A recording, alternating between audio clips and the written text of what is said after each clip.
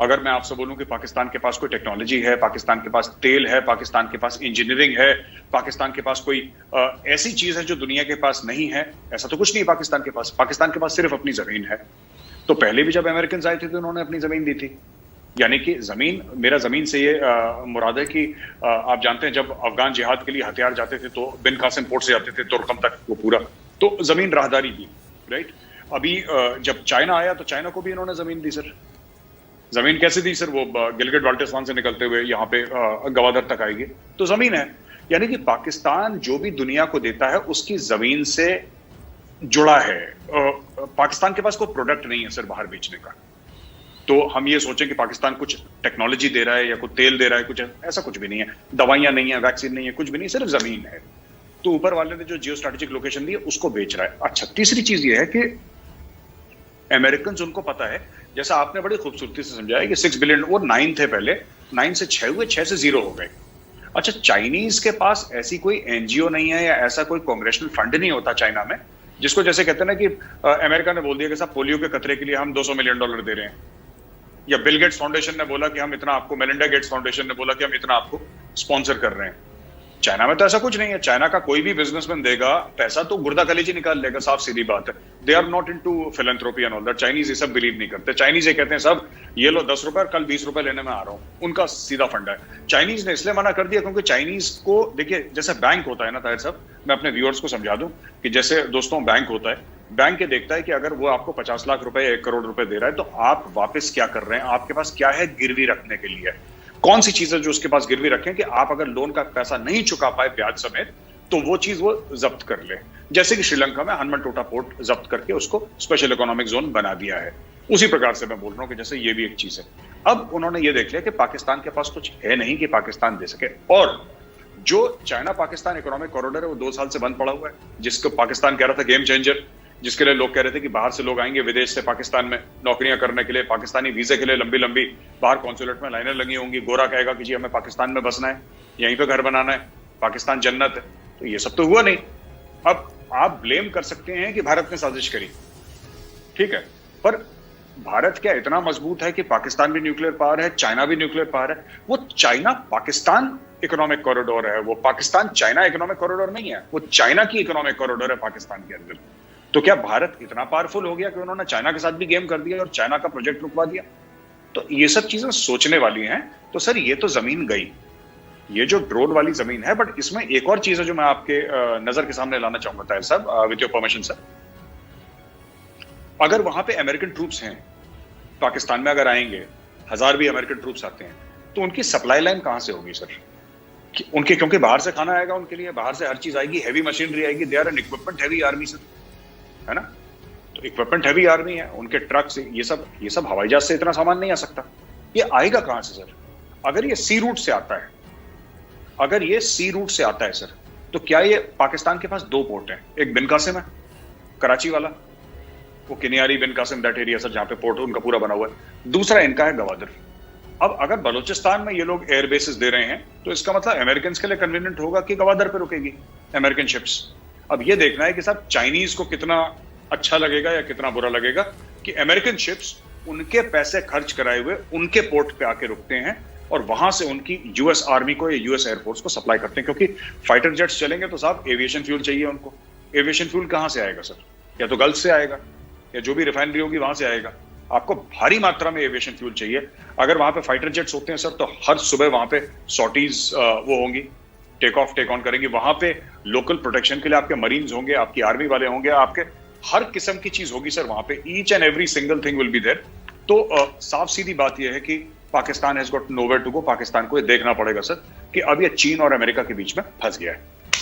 आपने कहा कि पाकिस्तान चीन और अमेरिका के बीच में फंस गया, ये वाकई दुरुस्त है, क्योंकि पहले जो हालात होते थे पाकिस्तान के, चाइना के साथ अपनी टर्म्स पे होते थे, अमेरिका के साथ अपनी टर्म्स पे होते थे।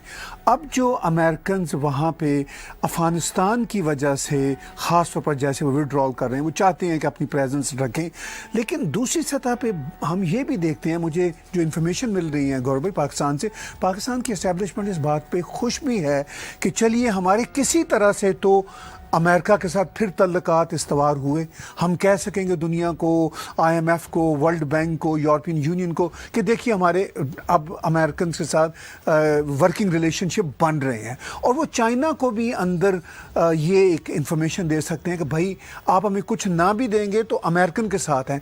तो ये एक डबल गेम है और इसमें उनको खुशी का भी एक अंसर हमें देखने को मिल रहा है। आप इसको कैसे देखते हैं? नहीं, मैं वैसे ही देखता हूं उसको जैसे ताहिर साहब आप देख रहे हैं। इसमें कोई आपके और मेरी राय में कोई फर्क नहीं है। पाकिस्तानियों के मन में हर समय एक चीज होती है कि देखो हमने बेवकूफ बना दिया, हमने गेम खेल दिया इसके साथ। वो एक है उनके साथ, वो जो छोटे लेवल की चीज होती है ना कि मैंने इसको जेब काट ली, इसकी देखो मजा आ गया, वो उस टाइप का गेम खेल रहे हैं। देखिए ऐसा है ना, मैं आपको बताता हूँ, चाइनीज ने तो 17-18 बिलियन डॉलर खर्च करे हैं अभी तक। तो चाइना का ऐसा कोई बड़ा इन्वेस्टमेंट नहीं हुआ कि जिससे चाइना डूब जाएगा, ऐसा बिल्कुल भी नहीं है। दूसरी चीज है कि अमेरिका पैसे का सोर्स तो है ही। दूसरी चीज, चाइना के पास कोई इदारे नहीं है सर, ठीक है। चाइना के पास कोई भी इदारा नहीं है जो पाकिस्तान को, इस वक्त जो पाकिस्तान अटका हुआ है, पाकिस्तान को बचा ले। ना चाइना FATF से बचा सकता है, पहली बात, ना IMF से बचा सकता है, ना वर्ल्ड बैंक से बचा सकता है। ये सारे के सारे जितने भी इदारे हैं गोरों के हैं सर, ये वेस्टर्न वर्ल्ड के इदारे हैं, ये चाइना के इदारे। चाइना का इदारा है ही नहीं, चाइना तो फैक्ट्री है बहुत बड़ी बस। तो ये जो वेस्टर्न वर्ल्ड का इदारा है सर, ये जो वेस्टर्न वर्ल्ड का इदारा है, ये सारे के सारे गोरे के हाथ में। और गोरे के कैसे हाथ में? गोरे के इस तरीके से हाथ में कि जैसे आपने बोला FATF फ्रांस के हाथ में सर, ठीक है। IMF is funded mostly by the western countries including America sir, United Nations. तो आपको गोरे से तो टकराना ही है, व्हाइट मैन से आप नहीं छूट सकते, आप व्हाइट मैन से नहीं छूट सकते। आप ये सोचें कि चाइना FATF से कैसे बचा लेगा? तो पाकिस्तान ये भी सोच रहा है। दूसरी चीज ये है कि अगर अमेरिका से ठीक हो जाएगा तो फिर सब इंडिया से ट्रेड शुरू हो जाएगी ना सर। इंडिया से ट्रेड शुरू हो जाएगी, इंडिया के साथ, क्योंकि अमेरिका है वहां पे। फिर थोड़ा बहुत जापान से भी आ जाएगा, थोड़ा ऑस्ट्रेलिया से आ जाएगा, थोड़ा कनाडा से आ जाएगा, सब कुछ आ जाएगा। और ये जो आएगा, और अमेरिका की जो टर्म्स एंड, अमेरिका ने एड दी है सर, चाइना ने लोन दिया है। ताहिर साहब, let's be very clear, China aid नहीं देता पाकिस्तान को, चाइना लोन देता है एक मुश्किल शर्तों में। एक रिटर्न ऑन इन्वेस्टमेंट होती है हर एक इन्वेस्टमेंट पे। अमेरिका ये कहता है चलो पोरिया के खतरे डालने लो, स्कूल बनाने लो। ये इवन कैरी लुगर बिल क्या कह रहा था, जो इनको इतना बुरा लगा और नाजेबा गुजरा पाकिस्तानियों को। Kerry Lugar bill was basically for the sustenance of democracy in the Pakistan area. तो उन्होंने जो कैरी लुगर का बिल वो लेकर आए थे, जो पाकिस्तान में बहुत सब उसकी बड़ी बुराई करी कि हमारी खुद मुख्तारी की तरफ आंख दिखा रहे हैं। तो पाकिस्तानियों को यह समझना चाहिए कि सबसे बड़ी खुद मुख्तारी होती है sir, it's not geographical, it is economic sir. Economic खुद मुख्तारी अगर किसी मुल्क में हो तो फिर ज्योग्राफिक खुद मुख्तारी या इलाकाई खुद मुख्तारी फिर उसके बाद कायम हो सकती है। आप ये भी देखिए इस एंगल से भी कि ऑफ कोर्स अमेरिकन को ज़रूरत है अब फिर से प्रेजेंस फौजी अड्डे की सूरत में, और वो कर लेंगे। उससे अफ़गानिस्तान में जो पाकिस्तान का किरदार रहा है उस पे अमेरिकन अब उस तरह साथ नहीं देते, लेकिन बहरहाल पाकिस्तान की उनको ज़रूरत है। तो ये जो फ़ौजी अड्डा वहाँ पे या उनकी किसी भी सूरत जो प्रेजेंस होगी पाकिस्तान के साथ अफ़गानिस्तान के लिए, वो पाकिस्तान के लिए कितनी हेल्पफुल होगी, अफ़गानिस्तान के लिए कितनी हेल्पफुल होगी और अमेरिकन के लिए कितनी हेल्पफुल होगी, इन तीनों एंगल्स को आप कैसे देखते हैं?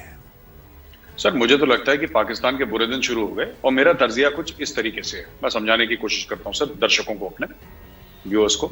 देखिए, पहली चीज यह है कि एक बार अगर तालिबान की सरकार बन जाती है अफगानिस्तान में, पहली बात, तो आप तालिबान के साथ वो कार्ड नहीं खेल सकते कि जो पाकिस्तान सबके साथ खेलता है कि तुम भी मुसलमान हम भी मुसलमान। तालिबान फिर अपने फैसले खुद करेगा। आज की तारीख में तालिबान है या कोई भी है, उनकी ज्यादातर लीडरशिप है, टॉप लीडरशिप है, it is in Pakistan sir, Karachi में हो कहीं और मुख्तलिफ शहरों में है, of course under the protection of the ISI। लेकिन जिस दिन आपको यह पता लग गया कि सब तालिबान की लीडरशिप है और जो आज भगोड़े हैं, जो आज कोएलिशन फोर्सेस से भाग रहे हैं, कल वो राष्ट्रपति बन जाएंगे, प्रेसिडेंट बन जाएंगे अफगानिस्तान के, प्रेसिडेंशियल पैलेस में रहेंगे, तो फिर उनको पाकिस्तान की जरूरत नहीं, क्योंकि उनको पैसे की जरूरत है सर, और पाकिस्तान के पास पैसे नहीं है। दूसरी चीज, चाइना को भी कोई रिक्वायरमेंट नहीं है सर पाकिस्तान की कि वो अफगानिस्तान में आए। China does not need Pakistan, China can find its own way, right sir. China का ईरान के साथ मुआहदे अलग हो रखे हैं $400 बिलियन के। Americans will control Afghanistan because ये नेचुरल रिसोर्सेज, जो अमेरिकन रिपोर्ट्स कहती है कि बहुत जबरदस्त ट्रिलियंस ऑफ डॉलर्स के नेचुरल रिसोर्सेज अफगानिस्तान में। और दूसरी एक और चीज मानते हैं लोग कि sir, next attack if it emanates on American soil will eminent from Afghanistan.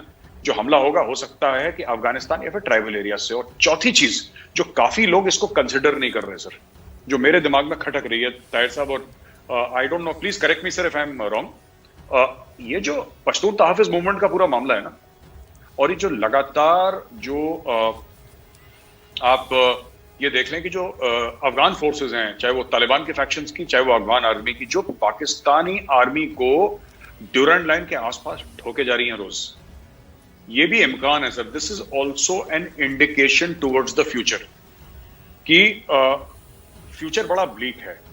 तो जैसे कि ग्रेट गेम खेला गया था ना 18th सेंचुरी में, 19th सेंचुरी में, अर्ली 19th सेंचुरी में, 18th century great game Afghanistan में, जहां अंग्रेज भी वहां पे बैठा था, रशियन भी बैठा था, और ये सब लोग अफगानिस्तान के कंट्रोल के, बिकॉज स्ट्रेटेजिकली बड़ा, पाकिस्तान तो था नहीं उस वक्त, तो बड़ा इंपॉर्टेंट एरिया माना जाता था, जो कि अब थोड़ा बहुत पाकिस्तान में आ गया है। Pakistan will become